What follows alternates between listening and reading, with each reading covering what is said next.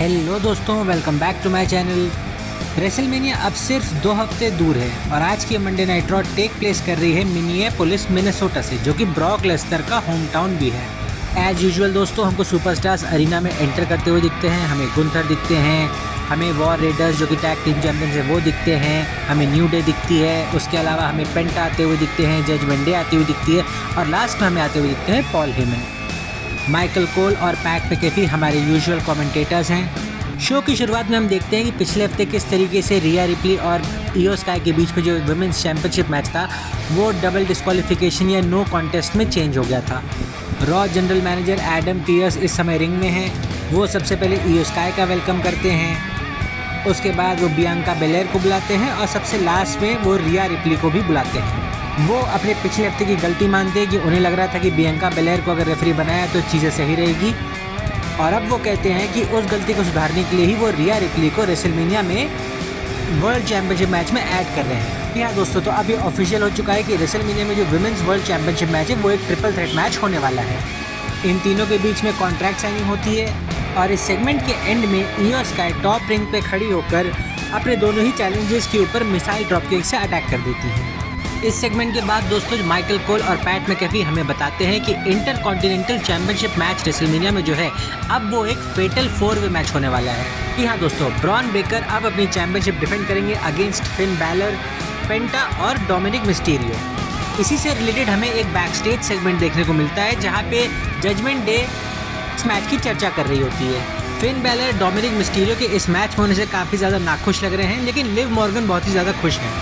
Finn Balor कहते हैं कि डोमिनिक एक लूज़र है, लेकिन अगर वो चाहे तो आज इस बात को गलत साबित कर सकते हैं अगर वो पेंटा को इस मैच में हरा दें। कार्लिटो यहाँ पे डोमिनिक को आश्वासन देते हैं कि चिंता की कोई भी बात नहीं है, वो उनके साथ हैं इस मैच के लिए। इसके बाद हमें देखने को मिलता है एक women's intercontinental championship match between the champion Lyra Valkyria and Bailey.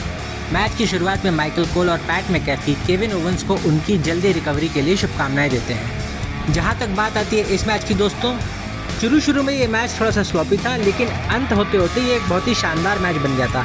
Lyra वेल्कीरिया इस मैच को पिनफॉल की वजह से जीत जाती हैं 10 मिनट और 21 सेकंड में। इससे साबित होता है कि वो सिर्फ कोई पोटेंशियल साइडकिक नहीं बल्कि एक सीरियस चैंपियन है। जैसा कि मैंने कहा दोस्तों, मैच ये बहुत ही शानदार था। आप इसको ज़रूर देखिएगा, हाईलाइट्स मैंने वैसे भी ऊपर अपलोड कर रखी हैं।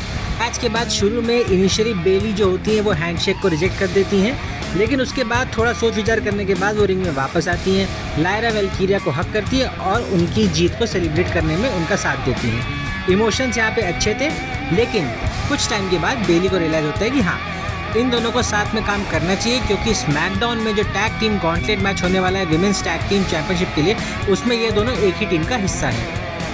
तो जी हाँ दोस्तों, ये था विमेंस इंटरकॉन्टिनेंटल चैंपियनशिप के लिए मैच, जो कि बहुत ही शानदार था। आप इसकी हाईलाइट्स ज़रूर देख सकते हैं।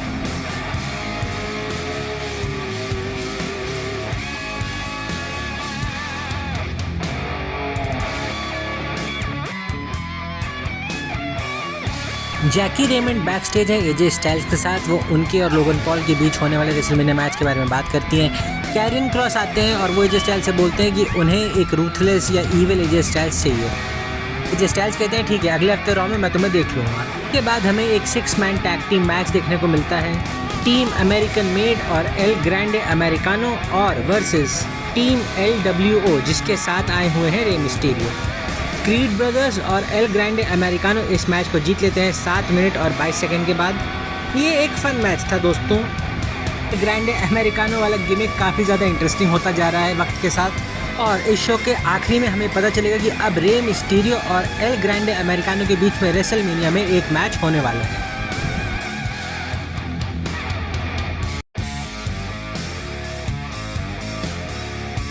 इसके बाद हमें पिछले हफ्ते की हाइलाइट्स देखने को मिलती है, जिसमें गुंथर लिटरली जिमी ऊसो का मर्डर कर देते हैं उनके भाई जे ऊसो के सामने, और अब गुंथर रिंग में आके देखते हैं उसी बारे में शायद कुछ कहेंगे।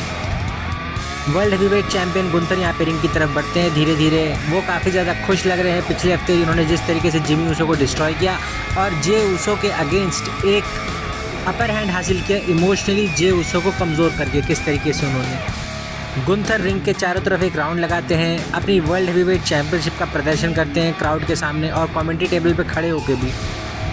फाइनली गुंथर रिंग के अंदर जाते हैं, लेकिन इससे पहले कि वो कुछ बोल पाते जे उसो का म्यूज़िक हमें सुनाई देता है। जे उसो क्राउड में खड़े हुए हैं, एकदम काले रंग के कपड़े पहने हुए हैं और वो यीट करने के बिल्कुल भी मूड में नहीं है। क्राउड यहाँ पे ज़ोर शोर से यीट कर रही है, लेकिन जे उसो को देख के लगता है कि आज उनका मूड बहुत ही ज़्यादा ख़राब है।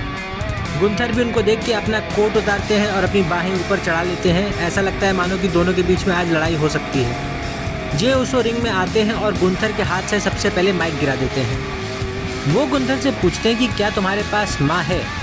तुम और तुम्हारी माँ आमतौर पे क्या बातें करते होगे? वही ना नॉर्मल फैमिली की बातें कि क्या तुमने खाना खाया कि नहीं खाया, तुम ठीक हो कि नहीं हो, तुम्हारी बीवी तुम्हारे बच्चे कैसे हैं, ये सब बातें तुम लोग करते होगे। लेकिन जानते हो पिछले हफ्ते मेरे और मेरी माँ के बीच में क्या बातें हुई?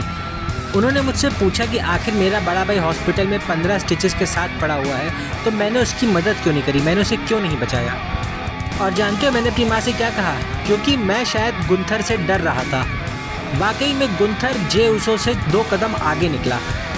गुंथर यहाँ पे चेस खेल रहा था, जबकि जे उसो चकरी खेलते रह गए। जे उसो की वजह से जिमी का ये हाल हुआ और अब जिमी का खून जे के हाथों पे भी लगा हुआ है। वो बहुत ही होपलेस फील कर रहे हैं, हेल्पलेस फील कर रहे हैं, बहुत ही ज़्यादा पिस्ड ऑफ हैं और डरे हुए भी हैं। लेकिन अब जब ये सब हो चुका है ऑलरेडी, तो जे उसो का सारा डर निकल चुका है। वो गुंथर से कहते हैं कि अब तुम अपने परिवार को याद कर लो रेसलमेनिया से पहले। जे भी भगवान से माफ़ी मांगेंगे कि आखिरकार वो क्या करेंगे गुंथर के साथ रेसलमेनिया में। तो ये बहुत ही इंटेंस सेगमेंट था और गुंथर वाकई में काफ़ी घबरा गए थे, ऐसा हमें देखने को लग रहा था। के बाद हमें स्मैकडाउन में किस तरीके से ट्रिपल थ्रेट मैच में पॉल हेमन अब सीएम पंक के कॉर्नर में रहेंगे, वो सारी हाइलाइट्स देखने को मिलती है। इसका वीडियो हमारे चैनल पे ऑलरेडी अपलोडेड है दोस्तों, तो उसको आप ज़रूर देखें एक बार। इसके बाद हमें न्यू डे और वॉर रेडर्स के बीच में टैग टीम चैंपियनशिप मैच देखने को मिलता है मंडे नाइट रॉ में। दोस्तों एज ए रेसलिंग मैच इसमें कुछ खास नहीं था, ये एक नॉर्मल मैच था। मोर इम्पोर्टेंटली इस मैच के बाद जो हुआ वो ज़्यादा इंटरेस्टिंग चीज़ें हमें देखने को मिली, क्योंकि ये मैच डिस्क्वालिफिकेशन में एंड होता है। इसलिए वॉर रेडर्स ये मैच हार भले ही जाते हैं, लेकिन अपनी चैंपियनशिप रिटेन कर लेते हैं। मैच के बाद कोफी किंगस्टन और जेवियर वुड्स मिलकर टैग चैंपियंस पे अटैक करते हैं। वो दोनों चेयर अटैक करके आइवार और एरिक दोनों पे हमला कर देते हैं। इससे पहले कि वो कोई ज़्यादा नुकसान कर पाते, सिक्योरिटी आती है और न्यू डे को वहाँ से भगाती है।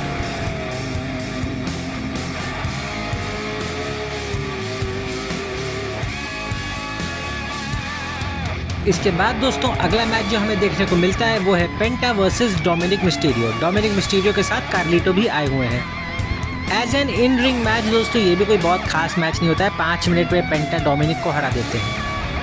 मैच के बाद कार्लिटो और डॉम मिलके पेंटा पे अटैक करते हैं। ब्रॉन ब्रेकर का म्यूजिक बजता है, वो रिंग में दौड़ के आते हैं, कार्लिटो को स्पीयर मारते हैं, उसके बाद डोमिनिक को स्पीयर मारते हैं, उसके बाद पेंटा को भी स्पीयर मारते हैं।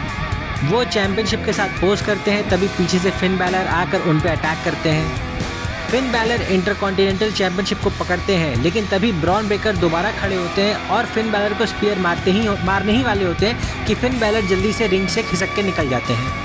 तो जैसा कि मैंने कहा दोस्तों, ये पूरा मैच जो था ये रेसलमेनिया में होने वाले फेटल 4-वे इंटरकॉन्टिनेंटल चैंपियनशिप मैच को बिल्ड करने के लिए था। कमेंट सेक्शन में बताइएगा क्या आपको लगता है कि रेसलमेनिया में हमें एक नया इंटरकॉन्टिनेंटल चैंपियन देखने को मिल सकता है कि नहीं। इसके बाद दोस्तों पैट मैकेफी और माइकल कोल अगले हफ्ते रॉ में क्या होने वाला है उसके बारे में जानकारी हमको देते हैं। अगले हफ्ते की रॉ कैलिफोर्निया में होने वाली है। एजे स्टाइल्स और कैरियन क्रॉस के बीच में एक मैच होने वाला है, साथ ही साथ रोमन रेंस भी वहाँ पे होने वाले हैं। और इन्हीं के साथ हम अपने मंडे नाइट रॉ के फाइनल मेन इवेंट सेगमेंट की तरफ बढ़ते हैं। जी हाँ दोस्तों, पॉल हेमन बढ़ रहे हैं रिंग की तरफ। पॉल हेमन एज यूजुअल अपना इंट्रोडक्शन देते हैं और उन्हें कुछ बातें कहनी है जिससे हम लोग रेसलमेनिया की बात को पूरी तरीके से क्लियर समझ जाए कि मैटर क्या चल रहा है। वो कहते हैं पॉइंट नंबर 1, मैं हमेशा लॉयल रहूँगा अपने ट्राइबल चीफ रोमन रेंस के प्रति। और पॉइंट नंबर 2, मैं हमेशा लॉयल रहूँगा अपने बेस्ट फ्रेंड सीएम पंक के प्रति। बिकॉज मैं दोनों के प्रति लॉयल हूँ, इसका ये मतलब नहीं है कि मैं किसी एक के प्रति डिसलॉयल हूँ। वो इतना कहते ही हैं कि सेथ रॉलिंस उनको आके इंटरप्ट करते हैं। सेथ रॉलिंस यूजुअल अपना वही यूजुअल विजनरी रेवोल्यूशनरी वाला इंट्रोडक्शन देते हैं और पॉल हेमन के साथ थोड़े से माइंड गेम्स खेलते हैं कि आखिर एग्जैक्टली वो किस साइड है, रोमन रेंस की तरफ है कि सीएम पंक की तरफ है। फिर वो कहते हैं कि सच्ची बात तो ये है कि रोमन रेंस को कोई फ़र्क नहीं पड़ता कि पॉल हेमन किस हाल में है। रोमन रेंस पॉल हेमन से सिर्फ अपना काम निकलवाते हैं और कोई इज्जत नहीं करते, ना ही वो कभी पॉल को मुसीबत के वक्त में बचाने आए हैं। जब सोलो सिकोवा ने पॉल हेमन पे हमला किया था तो क्या रोमन रेंज उनको बचाने आए थे? नहीं। क्या सीएम पंक उनको बचाने आए थे? नहीं, सीएम पंक भी उनको बचाने नहीं आए थे। सीएम पंक तो वॉर गेम्स मैच में होने भी नहीं वाले थे, सेथ रॉलिंस थे पहली चॉइस। वो कहते हैं कि पॉल इस तरीके से फंसे हुए हैं कि उनको पॉल पे दया आ रही है। और वो कहते हैं कि अगर मैं चाहूँ तो तुमको अभी के अभी इस मुसीबत से निकाल सकता हूँ। मैं एक काम करता हूँ, मैं अभी के अभी तुम्हें एक स्टॉम्प देता हूँ और तुम रेसलमेनिया वाले झंझट से बच जाओगे। ना ही यहाँ पे सीएम पंक है तुमको बचाने के लिए और ना ही यहाँ पे रोमन रेंज है तुमको बचाने के लिए। इसी के बाद रॉलिंस पॉल हेमन को थोड़ा बहुत धकियाना और थप्पड़ मारने की कोशिश करते हैं। पॉल हेमन गुस्से में कहते हैं कि मुझे दोबारा हाथ मत लगाना, और रॉलिंस उन्हें पकड़ के कोने में ले जाकर और पिटाई करने की तैयारी कर रहे होते हैं कि तभी सीएम पंक का म्यूजिक बजता है और क्राउड एकदम जोश में आ जाता है। सीएम पंक और रॉलिंस के बीच में रिंग साइड में एक ब्रॉल होती है। सीएम पंक रॉलिंस को स्टील स्टेप्स पे फेंक देते हैं। वो शायद एक स्टॉम्प के लिए जा रहे होते हैं, लेकिन रॉलिंस रिंग के अंदर भागते हैं और जैसे ही सीएम पंक रिंग में एंट्री करते हैं रॉलिंस सीएम पंक को ही स्टॉम्प मार देते हैं। ऐसा लगता है कि रॉलिंस शायद पॉल हेमन को भी स्टॉम्प करने जा रहे हैं, लेकिन वो रुक जाते हैं और कहते हैं कि अब जो है तुम मुझे भी एक फेवर ओन करते हो। तो इसी के साथ मंडे नाइट रॉ का एंड हो जाता है। दोस्तों, अगर ओवरऑल देखें तो इस हफ्ते का एपिसोड काफ़ी ज़्यादा एवरेज था, कुछ खास ज़्यादा नहीं देखने को मिला था। हाँ, एंडिंग सेगमेंट जो था उसने थोड़ा इंटरेस्ट बढ़ाया है। एक पल के लिए तो ऑनेस्टली मुझे ऐसा लगा था कि कहीं ब्रॉक लेसनर तो नहीं आने वाले, क्योंकि ये उन्हीं का होम टाउन है। तो दोस्तों, फिलहाल के लिए रेसलमेनिया की बिल्ड अच्छी खासी बन चुकी है। इस एपिसोड में भी कुछ ऐसा खास नहीं हुआ, एक दो एक्स्ट्रा मैच हमको पता चले। तो दोस्तों, अब हम लोग मिलेंगे अगले हफ्ते के स्मैकडाउन में, माफ़ कीजिएगा इसी हफ्ते के स्मैकडाउन में, और जानेंगे कि आगे किस तरीके का बिल्ड हमें देखने को मिलता है। अगले हफ्ते की रॉ में रोमन रेंज भी हमको देखने को मिलेंगे। उससे पहले शायद स्मैकडाउन में हमें पता चले कि आखिर ये सेथ रॉलिंस वाला मैटर क्या है। तो दोस्तों, अगर आपको ये वीडियो अच्छी लगी है तो इस वीडियो को लाइक करें, शेयर करें, चैनल को सब्सक्राइब करना ना भूलें। और हाँ, ब्रॉन स्ट्रोमन ने जो कार्लिटो को स्पीयर मारा था उसको एक बार ज़रूर जाके देखें। थैंक्स फॉर वॉचिंग दोस्तों, मिलते हैं अगले वीडियो में।